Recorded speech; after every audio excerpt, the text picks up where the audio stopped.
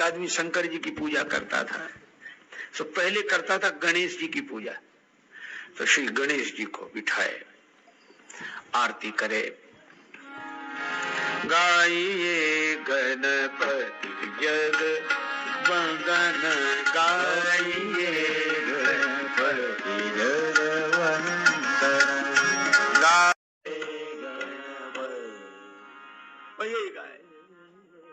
जय गणेश जय गणेश जय गणेश देवा, जय गणेश जय गणेश जय गणेश देवा, जय गणेश जय गणेश जय गणेश देवा, जय गणेश जय गणेश जय गणेश देवा। आरती उतारे, कीर्तन करे, प्रणाम करे।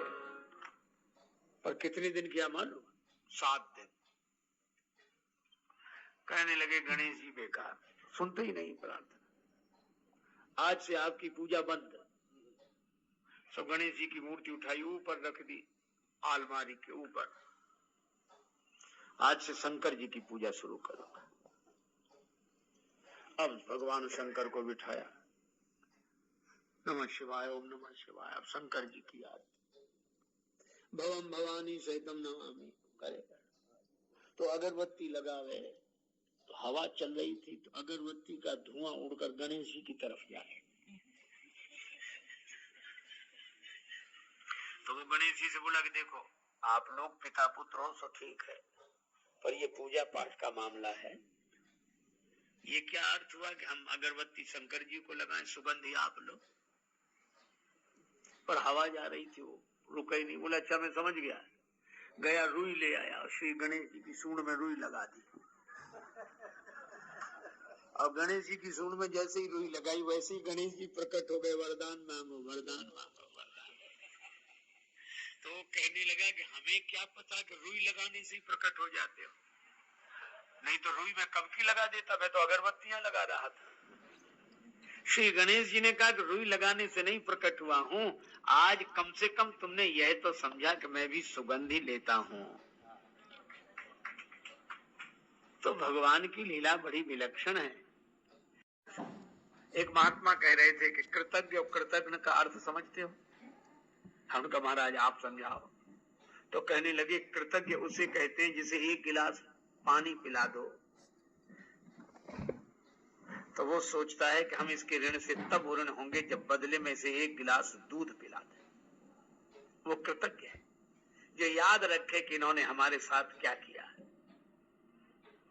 और कृतज्ञ, वो महात्मा कहते कि कृतज्ञ वो जिसे 1 गिलास पानी पिलाओ तो पानी तो पी ही ले और मौका लगे तो गिलास भी ले जाए। कृतज्ञ।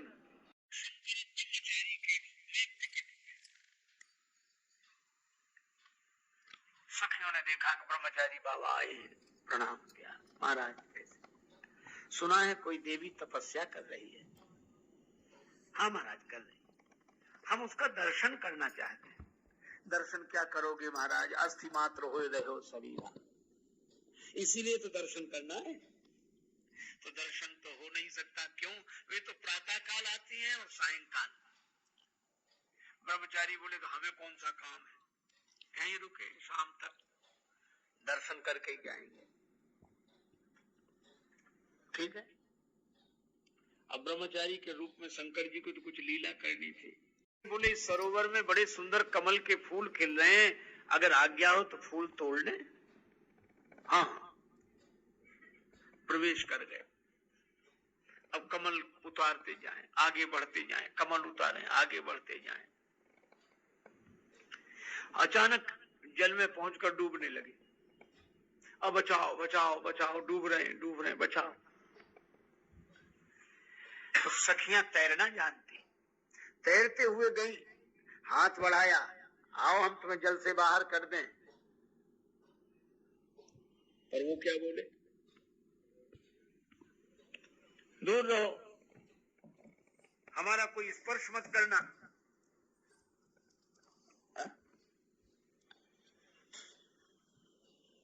ब्रह्मचारी का स्पर्श प्राण कैसे बचे? बोले मर जाना अच्छा है, नियम नहीं तोड़ूंगा। तो ब्रह्मचारी जी बचोगे कैसे?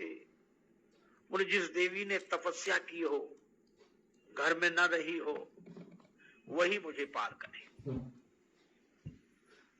निश्चय लग ब्रह्मचारी का सखियां गई ही हार, श्री गिरिजा की गुफा पे देने लगी पुकार। और वे क्या बोली? देगी चलो तज साधन ध्यान, विलंब करो मत शैल कुमारी। देगी चलो तज साधन ध्यान, विलंब करो मत शैल कुमारी। लेन सरोज के पुष्प गयो सर में, एक बूढ़ गयो ब्रह्मचारी। लेन सरोज के पुष्प गयो सर में, एक बूढ़ गयो ब्रह्मचारी।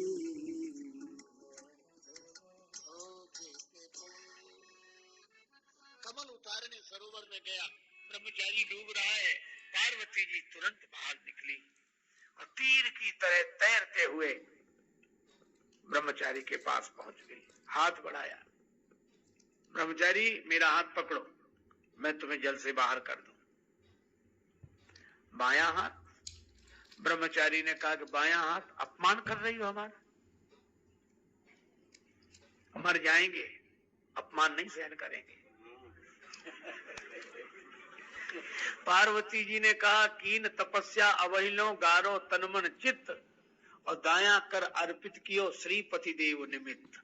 दाया हाथ तो पति के लिए अर्पित कर दिया, तो स्वार्थ देखो, परमार्थ काहे को कर दिया। जाओ हम मर जाने दो। पार्वती जी ने सोचा भगवान शंकर गंगा जी को सिर पर रखते हैं परोपकार के कारण, विषपान कर गए परहित के कारण, और मैं उनकी जीवन संगिनी बनने जा रही हूं, तो क्या इस ब्रह्मचारी को ना बचाऊं? पर इतने दिन की तपस्या नष्ट हो जाएगी, कोई बात नहीं। हाथ बढ़ाया, पकड़ो। ब्रह्मचारी ने हाथ पकड़ लिया, किनारे लाकर छोड़ दिया। सखियों से कहा चिता लगाओ, मैं चिता में जलकर भस्म होऊंगी, मैं चिता में जलकर भस्म होऊंगी। ब्रह्मचारी बोला देवी यह क्या कर रही हो? पार्वती जी ने कहा कि प्राण बचावन हेतु अब नाहिन आन उपाव, हम जो करत सो करन दो, तुम अपने घर जाओ।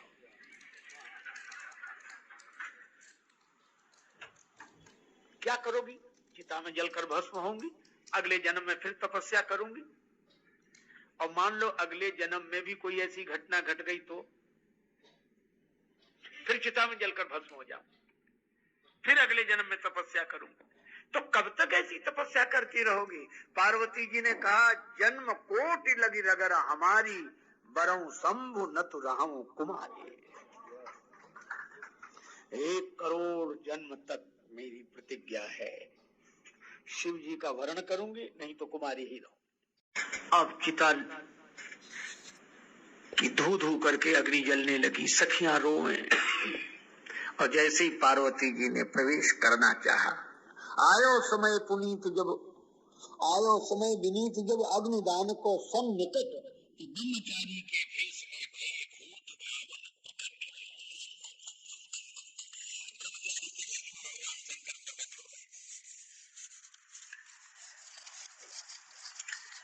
पार्वती जी ने चरणों में प्रणाम किया। शंकर जी बोले आपकी परीक्षा पूर्ण हुई। पानी ग्रहण तो पानी में ही हो गया, अब शेष जो व्यवहारिकता है वो बाद में होगी। आश्वासन भगवान शंकर ने दिया। पर श्री रामचरितमानस में कथा आती है कि भगवान शंकर ध्यानस्थ होकर बैठ गए, लगे करण रघुनायक ध्याना, राम जी के ध्यान में बैठे हैं। अब बड़ी विचित्र स्थिति निर्मित हुई। शंकर जी बैठे समाधि में, उन्हें समाधि का सुख मिल रहा है, राम जी के ध्यान का सुख मिल रहा है। और शंकर जी की समाधि का सबसे बड़ा लाभ तारकासुर को मिल रहा है। हाँ। तारकासुर ने ऐसा वरदान मांगा कि शंकर जी के पुत्र के द्वारा मेरी मृत्यु हो। पुत्र तब हो जब विवाह हो, और विवाह तब हो जब मन में काम हो। अब मन में काम नहीं, मन में भरे हैं राम, तो विवाह कैसे हो? इसलिए तारकासुर बड़ा खुश है कि शंकर जी विवाह करेंगे नहीं, विवाह ही नहीं करेंगे तो बेटा कहां होगा, बेटा नहीं होगा तो हम मरेंगे कैसे। देवराज इंद्र सोचते हैं क्या करना चाहिए।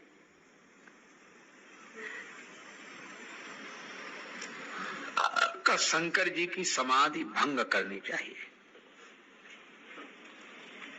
कई बार लोगों को यह बड़ा अटपटा लगता है कि समाधि भंग की देवताओं ने। अच्छा, कोई गहरी नींद में सो रहा हो और आवश्यक काम आ जाए तो उसे जगाना पड़ेगा कि नहीं? अब समाधि भंग कैसे हो? देखो, बड़ा सुंदर संकेत है। समाधि लगी कैसे? शंकर जी को समाधि लगी राम जी के कारण। लगे करण रघुनायक ध्याना, राम जी का ध्यान किया तो समाधि लग गई। और समाधि राम जी के कारण लगी, वृत्ति अंतर्मुखी हुई, तो वृत्ति को बहिर्मुखी कौन करे? का राम जी के कारण समाधि लगी तो काम के कारण समाधि भंग हो।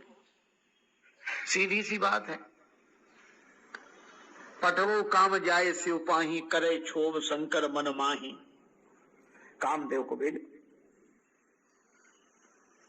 अच्छा, वैसे भी देखो, अगर हम लोग इसको सहजता से अपने जीवन में भी देखें, जब व्यक्ति को कोई काम नहीं होता है तो घर बैठता है।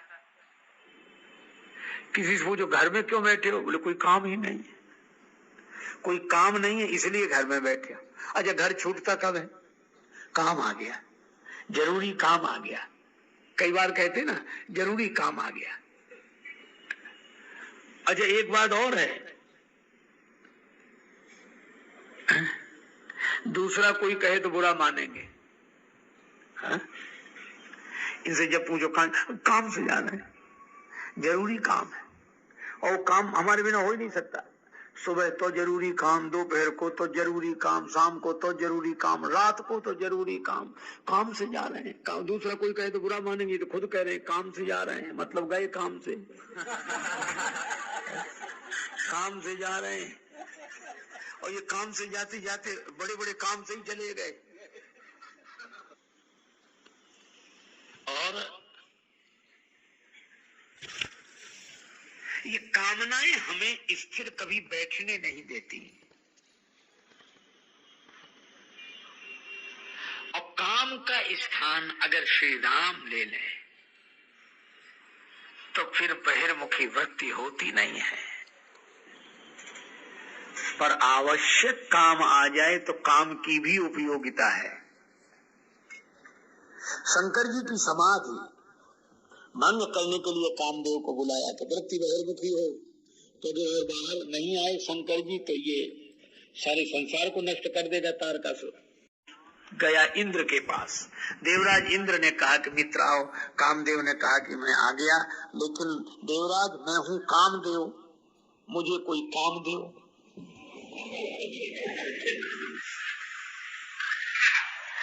तो क्या करोगे? मेरा तो एक ही काम है, समाधि भंग करना।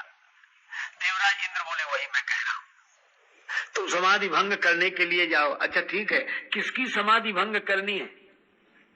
का भगवान शंकर की। और जो कामदेव ने सुना बोला मैं नहीं जाऊंगा। शिव विरोध ध्रुव मरना हमारा, निश्चित मृत्यु है। लेकिन मित्र तुम नहीं जाओगे तो काम कैसे बनेगा? प्रशंसा की, और प्रशंसा में इतना प्रसन्न हुआ, कोई बात नहीं, मरेंगे तो मरेंगे, नाम तो रहेगा कि काम ने शंकर जी पर आक्रमण किया।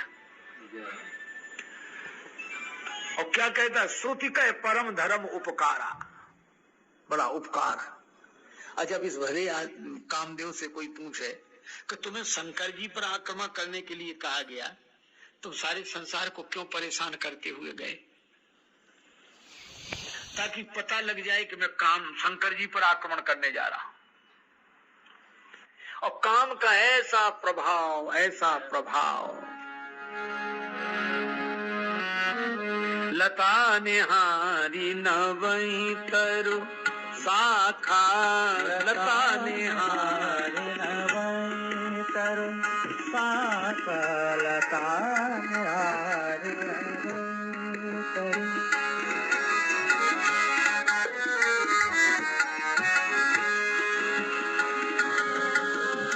शाखा, संगम करही तलाव तलाई,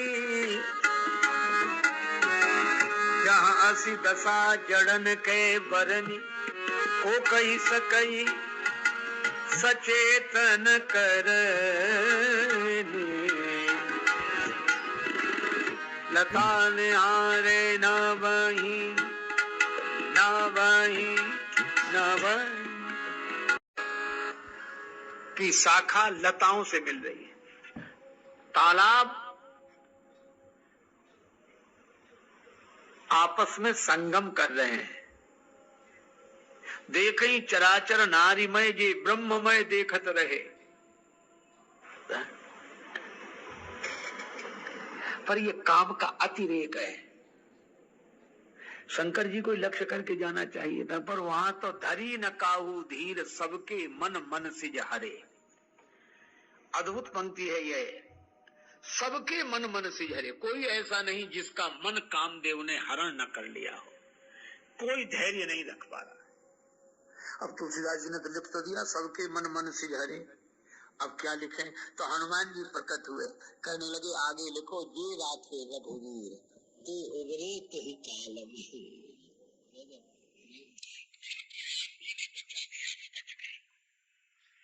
काम से तो श्री राम ही बचा सकते हैं, और सचमुच श्री राम जी जैसा महान कौन?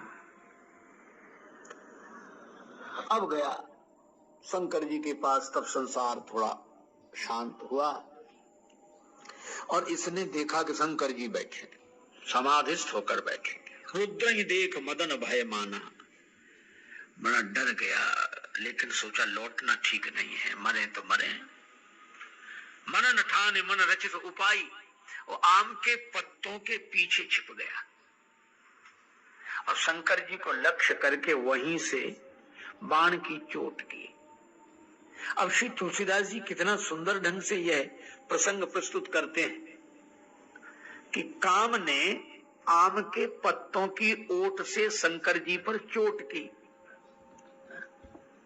इसका अर्थ यह है कि काम जब चोट करता है किसी न किसी की ओट से ही करता है, सीधे नहीं। किसी न किसी की ओट से काम चोट करता है, और काम जिसकी ओट से चोट करता है वह आम ही होता है, वह आम होता है, कोई खास नहीं।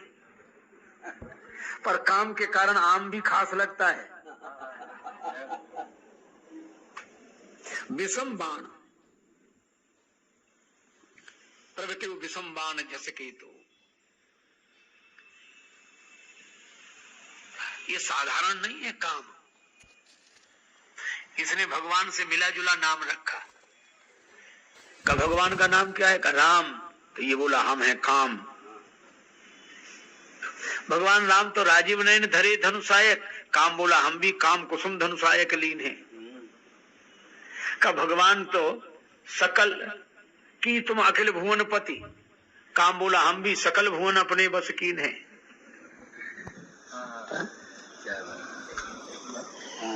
किसी ने कहा भगवान तो हरि व्यापक सर्वत्र समाना,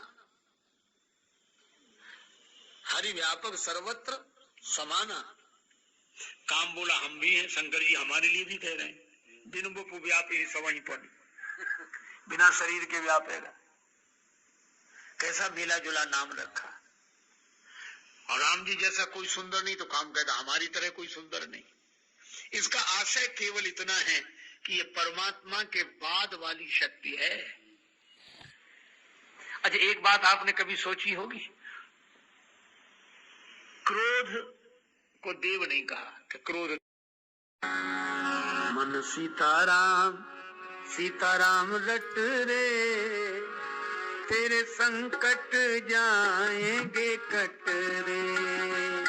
मन सीताराम सीताराम रट रे, तेरे संकट जाएंगे कट रे। मन सीताराम राधे श्याम रट रे, तेरे संकट जाएंगे कट रे। मन सीताराम राधे श्याम रट रे, तेरे संकट जाएंगे कट रे। हिरणाकुश जुल्म कमाया, हिरणाकुश जुल्म कमाया, प्रहलाद जी को बहुत सताया, प्रहलाद जी को बहुत सताया। आए नरसिंह खम्भ गया फट रे, तेरे संकट जाएंगे कट रे। आए नरसिंह खम्भ गया फट रे, तेरे संकट जाएंगे कट रे। प्रहलाद जी का कष्ट दूर हुआ, श्री नरसिंह भगवान प्रकट हुए। दूसरा उदाहरण दिया, ग्राह गज को कर लिया बल में, ग्राह गज को कर लिया बल में, हरि तेर सुनी थी जल में, हरि तेर सुनी थी जल में। प्रभु पल में हुए प्रगट रे, तेरे संकट जाएंगे कट रे। मन सीताराम सीताराम रट रे, तेरे संकट जाएंगे कट रे। तीसरा उदाहरण, अब जाए न कष्ट सहारे, अब जाए न कष्ट सहारे, द्रौपदी ने वचन कहा रे, द्रौपदी ने वचन कहा रे। दुशासन का बल गया घट रे, तेरे संकट जाएंगे कट रे।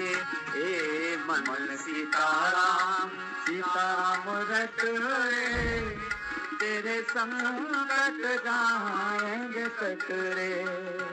हरिदास कुसंगति तजले, हरिदास कुसंगत तजरे, नित सत्संगति में सजले, नित सत्संगति में सजरे। भजले श्री नागर नट रे, तेरे संकट जाएंगे कट रे। मन सीताराम राधे श्याम रट रे, तेरे संकट जाएंगे कट रे।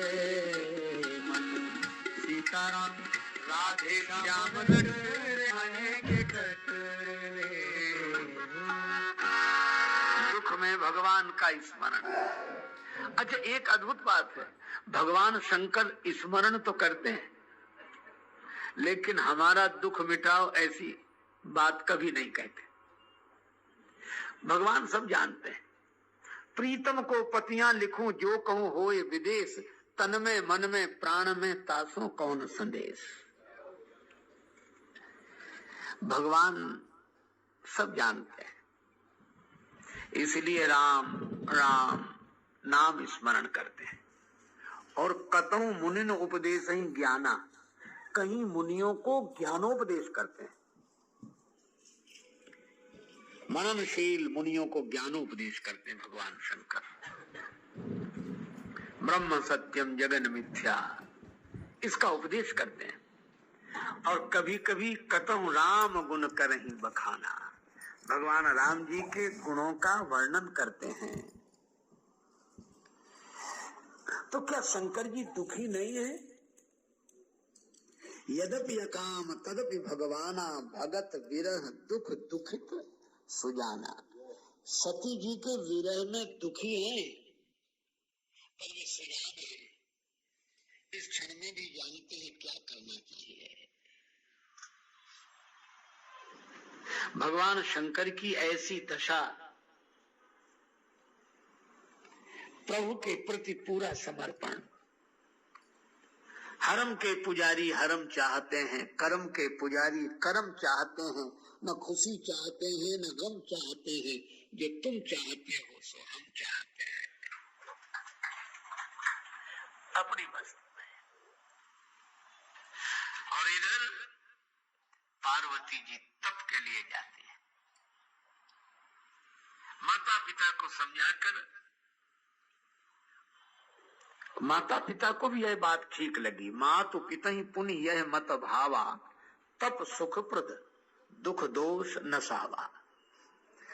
तपस्या सुख देने वाली है, दुख और दोष को नष्ट करने वाली है।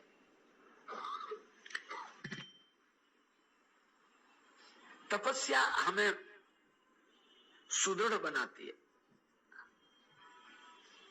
नियम ले लिया, वन में जाकर तपस्या करने लगी। अति सुकुमार न तन तप जोगो, पति पद सुमिर तजा सब भोगो। ध्यानस्थ होकर बैठ गई। वर्णन आता है,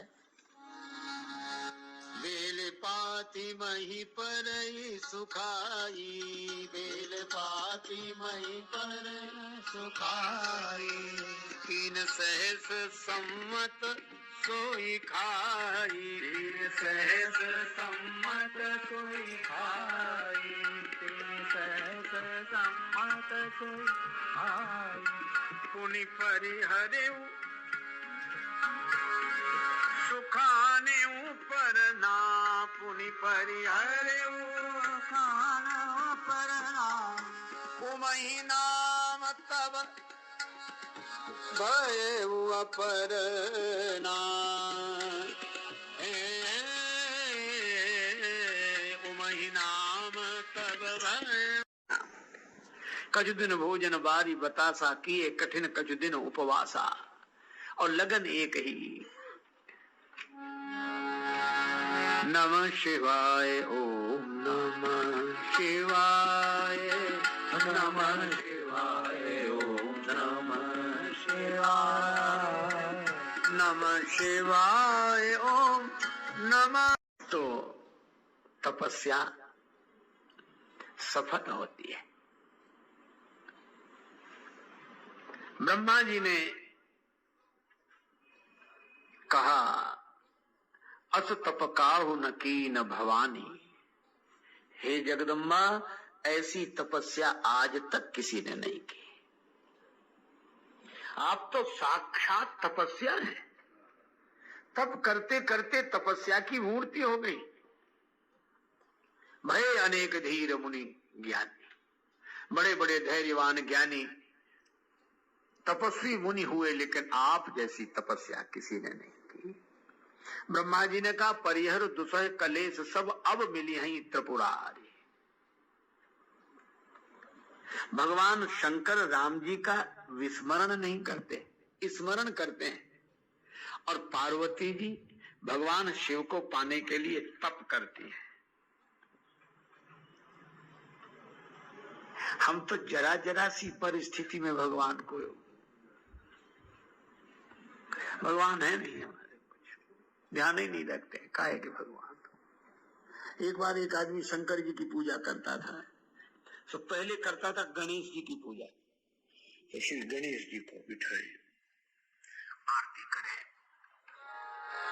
गाइए गणपति जग वंदन, गाइए गणपति जग वंदन, गाइए गणपति जग वंदन, गाइए गणपति जग वंदन। शंकर सुवन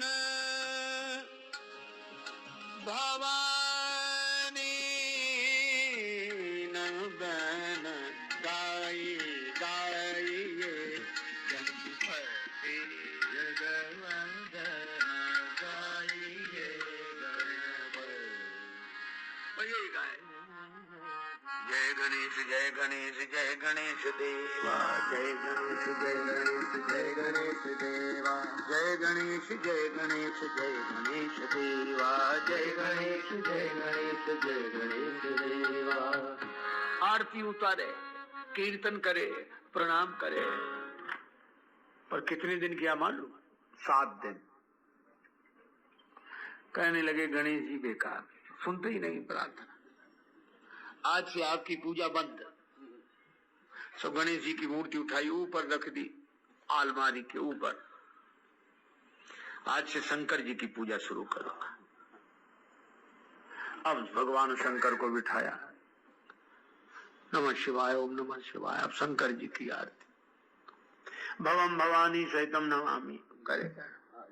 तो अगरबत्ती लगावे, तो हवा चल रही थी, तो अगरबत्ती का धुआं उड़कर गणेश जी की तरफ जाए। तो वो गणेश जी से बोला कि देखो आप लोग पिता पुत्र हो तो ठीक है, पर ये पूजा पाठ का मामला है, ये क्या अर्थ हुआ कि हम अगरबत्ती शंकर जी को लगाएं, सुगंधी आप लो। पर हवा जा रही थी, वो रुका ही नहीं। बोला अच्छा मैं समझ गया। गया रुई ले आया, श्री गणेश जी की सूंड में रुई लगा दी। अब गणेश जी की सूंड में जैसे ही रुई लगाई वैसे ही गणेश जी प्रकट हो गए, वरदान मांगो वरदान मांगो वरदान। तो कहने लगा कि हमें क्या पता कि रुई लगाने से ही प्रकट हो जाते हो, नहीं तो रुई में कब की लगा देता, मैं तो अगरबत्तियां लगा रहा था। श्री गणेश जी ने कहा कि रुई लगाने से नहीं प्रकट हुआ हूं, आज कम से कम तुमने यह तो समझा कि मैं भी सुगंधी लेता हूं। तो भगवान की लीला बड़ी विलक्षण है। भगवान की कृपा छिपी होती है प्रतिकूल परिस्थिति में भी। जानकी माता के सामने रावण आया, लेकिन हनुमान जी पहले आ गए। प्रतिकूल परिस्थिति बाद में आती है, भगवान की कृपा पहले आ जाती है। लेकिन परिस्थिति सामने होती है इसलिए दिखाई देती है, कृपा सिर पर होती है इसलिए दिखाई नहीं देती। हनुमान जी सिर के ऊपर है, पत्तों में छिपे हैं इसलिए नहीं दिखते हैं, रावण सामने खड़ा है इसलिए दिखता है। पर भगवान की कृपा का भरोसा रखना चाहिए। पार्वती जी को कोई शिकायत नहीं भगवान से, और शंकर जी को भी कोई शिकायत नहीं भगवान से। पार्वती जी तपस्या करती हैं, शंकर जी भगवान का स्मरण करते हैं। और जो भगवान का ऐसी परिस्थिति में भी स्मरण करे और भगवान से कुछ न कहे, तब एक दिन भगवान ही शिव जी के सामने प्रकट हो गए। भगवान कौतुकी हैं पर कृपालु भी हैं। कौतुक पहले करते हैं, कृपा बाद में। पर शंकर जी ने कुछ नहीं कहा। नहीं कहा तो एक दिन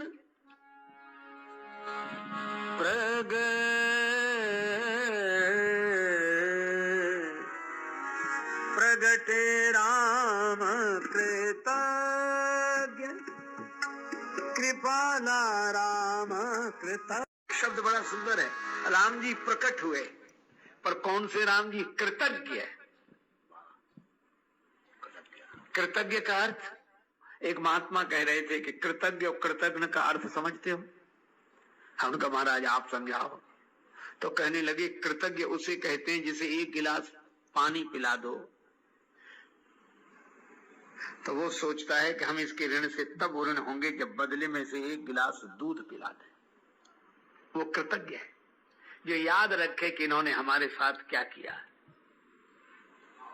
और कृतज्ञ, वो महात्मा कहते कि कृतज्ञ वो जिसे एक गिलास पानी पिलाओ तो पानी तो पी ही ले और मौका लगे तो गिलास भी ले जाए।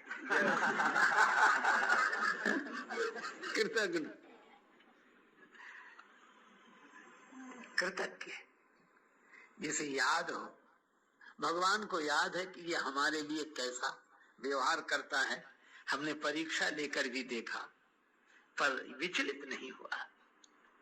प्रगटे राम कृतज्ञ। और आगे बड़ा सुंदर शब्द है कृपाला। और भगवान शंकर ने जब राम जी को देखा, और संकेत यह कथा बड़ा सुंदर देती है। संकेत ये है कि जो ऐसी परिस्थिति में भी भगवान को न भूले, उसे भगवान के पास नहीं जाना पड़ता, भगवान चलकर उसके पास आते हैं। शंकर जी ने देखा, हाथ जोड़ लिए, राम जी प्रणाम कर रहे हैं, शिव जी के नेत्रों में प्रेमाश्रु भरे हैं। शिव जी ने कहा कि हे प्रभु, आपकी बड़ी कृपा, मैं तो आपका ही नाम लेता रहता हूँ, मैं तो आपकी ही कथा सुनता रहता हूँ।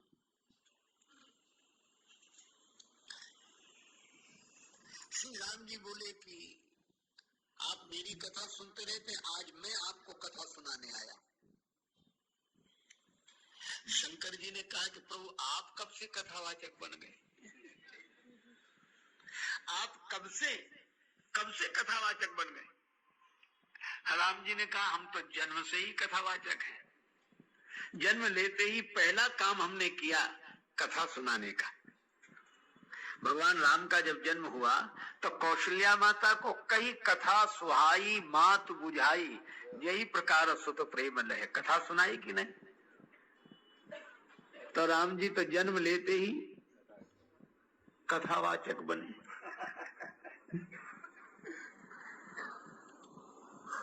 और सचमुच उनसे बड़ा कथावाचक कौन होगा? अच्छा तो एक बात बताओ, मैं मान गया कि आप बड़े जन्मजात कथावाचक हो, तो किसकी कथा सुना रहे? राम जी ने कहा आपके भक्त कथा सुनाई। अच्छा, यहाँ एक शब्द बड़ा अच्छा है, गिरिजा, पर्वत से जिनका जन्म हुआ है उनकी कथा सुना रहे, अर्थात अविचल श्रद्धा रूपी पार्वती जी की कथा सुनाई। और संक्षेप में नहीं, विस्तार सहित, विस्तार के साथ कथा सुनाई। भगवान शंकर बड़े आनंदित हुए। श्री राम जी ने कहा, हे देवाधिदेव महादेव, आप प्रसन्न हैं? हाँ, कथा सुनकर प्रसन्न है। शिव जी बोले, कथा सुनकर नहीं, कथावाचक का दर्शन करके प्रसन्न है। अच्छा, तो चलो, कथावाचक पर प्रसन्न है? हाँ, तो फिर कथावाचक को दक्षिणा मिल जाए, कथावाचक को दक्षिणा मिल जाए, ठीक है? क्या दक्षिणा चाहते हो? अब यहाँ भगवान श्री राम अपने तीनों संबंधों का व्यवहार करते हैं। वे कहते हैं, हे शंकर भगवान, अगर आप स्वामी हैं और मैं सेवक हूं, तो अब विनती मम सुनो शिव। हे शंकर भगवान, मैं हाथ जोड़कर आपसे प्रार्थना कर रहा हूं, मेरी विनती सुन लो। मैं सेवक हूं तो मैं कह रहा हूं, अब विनती मम सुनो शिव।